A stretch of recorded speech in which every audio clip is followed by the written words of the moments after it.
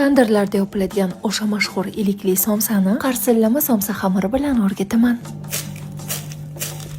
Judayam oddiy va oson. Suvga tuz, uksus solib, unga qo'shamiz. O'rta qattimlikda xamir qorib, 15 daqiqa tindiring. So'ng zuvala qilib 4 ga bo'linadi. Go'shtni yumshoq pishadigan qismini maydalab to'g'rab, ustidan piyoz, 2 xil bulg'or qalampiri, tuz va ziravorlar, biroz yog' solib aralashtiramiz. 4 zuvala xamirni yuqa qilib yoyib, yog'lab, zich qilib o'rab oling. Kelayotgan Ramazon oyida ishlaringizni yengillatish uchun ushbu xamirni muzxonada saqlasangiz ham bo'ladi. Ichiga ilik suyak solganimiz uchun xamirni zuvalasini biroz kattaroq kesdim. Qo'llaringizni o'ynatib tayyor bo'lgan xamirni yoyib, ichiga nachinkani to'ldirib soling. Ilikli suyaklarni xohlasangiz tagiga, xohlasangiz ustiga qo'yib, somsani tugamiz. Somsa ustiga xohishga ko'ra tuxum sarig'i yoki suv surtib, 220 gradusga pechga jo'natasiz.